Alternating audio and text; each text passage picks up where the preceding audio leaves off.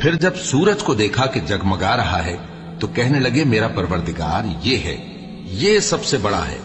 مگر جب وہ بھی غروب ہو گیا تو کہنے لگے لوگوں، جن چیزوں کو تم اللہ کا شریک بناتے ہو میں ان سے بیزار ہوں۔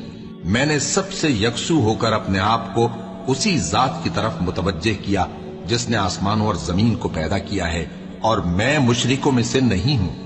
اور ان کی قوم ان سے بحث کرنے لگی تو انہوں نے کہا کہ تم مجھ سے اللہ کے بارے میں کیا بحث کرتے ہو؟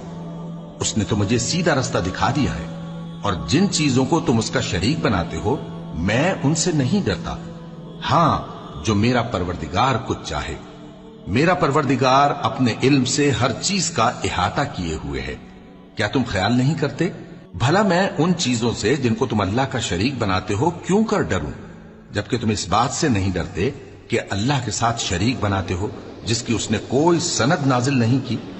اب دونوں فریق میں سے کون سا فریق امن و بے خوفی کا زیادہ حقدار ہے؟ اگر سمجھ رکھتے ہو تو بتاؤ۔ جو لوگ ایمان لائے اور انہوں نے اپنے ایمان کو شرک کے ظلم سے ملوث نہیں کیا ان کے لیے امن و بے خوفی ہے، اور وہی ہدایت پانے والے ہیں۔ اور یہ ہماری دلیل تھی جو ہم نے ابراہیم کو ان کی قوم کے مقابلے میں عطا کی تھی۔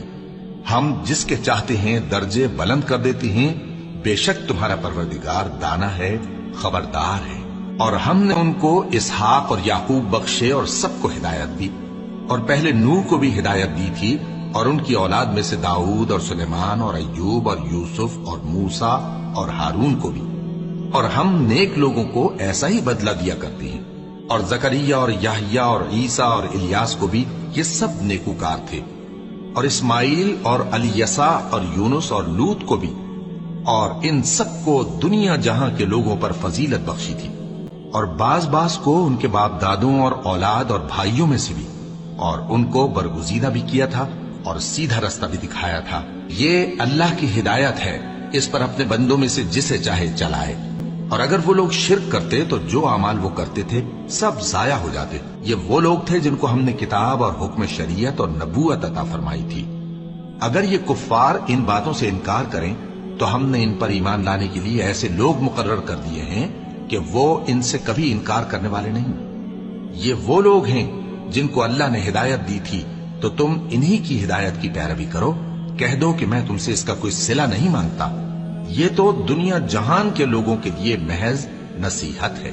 اور ان لوگوں نے اللہ کی قدر جیسی جاننی چاہیے تھی نہ جانی۔ جب انہوں نے کہا کہ اللہ نے کسی انسان پر وحی اور کتاب وغیرہ کچھ بھی نازل نہیں کیا، کہو کہ جو کتاب موسیٰ لے کر آئے تھے اسے کس نے نازل کیا تھا؟